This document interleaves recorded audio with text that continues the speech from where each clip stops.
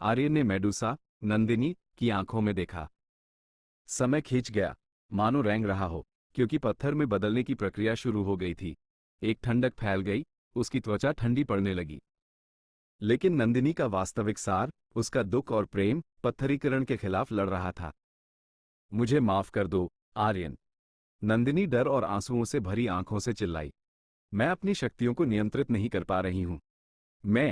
मैं जानता हूं। अथर्वा। आर्यन की आवाज कमजोर पड़ गई, उसका शरीर अकड़ता जा रहा था।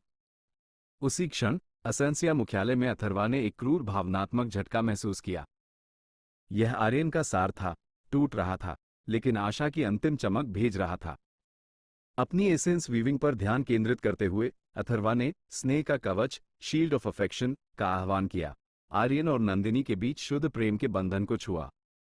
मेडुसा की पथरीली निगाह अस्थायी रूप से निष्क्रिय हो गई, हालांकि आर्यन का शरीर आंशिक रूप से पत्थर में बदल चुका था। मैं तुमसे बदला लूंगी, सागर। नंदिनी चिल्लाई। आत्मघृणा और क्रोध में डूबकर वह भाग गई, अब न तो नायकों के साथ और न ही खलनायकों के साथ। वह अकेली थी। समुद्र में युद्ध, क्रैकेन का विनाश, the battle at sea, the Kraken's destruction. तट पर क्रैकेन, सागर का विशाल, भयानक रूप समुद्र की गहराई से क्रोधित होकर निकला। तुमने मेरे खेल में दखल देने की हिम्मत की, बुनकर। क्रैकेन दहाड़ा। मैं तुम्हारे पूरे राष्ट्र को डुबो दूंगा। अथर्वा, कालिका और अग्नि तेजी से हवा के रास्ते पहुंचे। गरुड़ एक हवाई हमले के लिए तैयार था। गरुड़, उसकी आंखों को विचलित करो। अथर्वा ने आदेश दिया। मैं पानी को बांध सकती हूं, लेकिन ज्यादा देर तक नहीं। कालिका ने अपनी ड्रैगन शक्ति को चैनल करते हुए कहा। मैं गर्मी को संभालूंगी। अग्नि ने अपनी आंखों में उग्र दृढ़ संकल्प के साथ घोषणा की।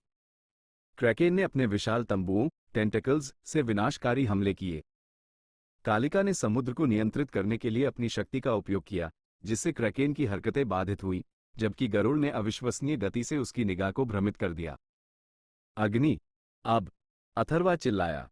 अग्नि ने अपना मानवीय रूप त्याग दिया, एक अग्निवर्ण फीनिक्स में बदल गई। अथर्वा ने अग्नि के प्रेम और क्रोध के सार का दोहन किया, इसे जलती हुई, शुद्ध सफेद लपटों में बदल दिया।